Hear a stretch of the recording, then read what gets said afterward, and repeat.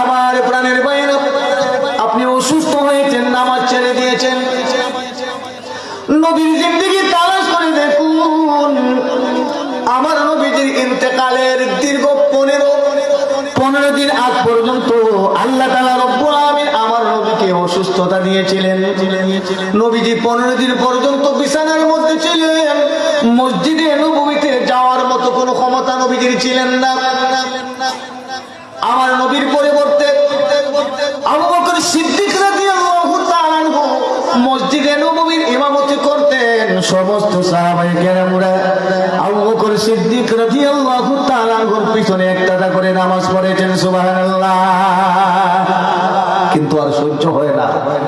আমার রাসূল বলেন, অসুস্থতায় আমাকে এইরকম দুর্বল করেছে, আমি মসজিদে নববীতে যেতে পারি না। সেখানে সাহাবায়ে কেরামরা বাড়িঘর ছেড়ে দিয়ে মসজিদে নববীর ভিতরে গলাকাটা মুরগির মতো গড়াগড়ি করে আর চোখের পানি দেয়া বুক বাসায়।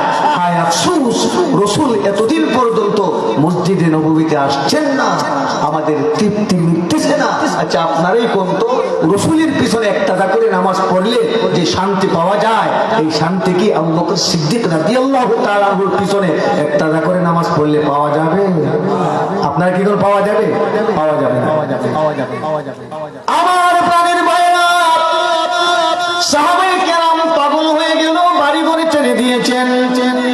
মসজিদে নববীতে নামাজ শেষে মসজিদে নববীর মধ্যে অবস্থান করেন।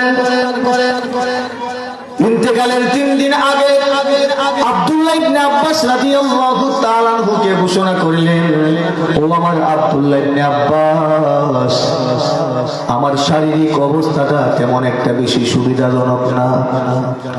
তুমি মসজিদে নববীর আশেপাশে, মদিনার আশেপাশে, গলিতে গলিতে সবাইকে এলান করে দাও, আগামীকাল আমি মসজিদে নববীতে যাব, আমার সাহাবীদের সাথে আমি মোলাকাত করব। সুবহানাল্লাহ।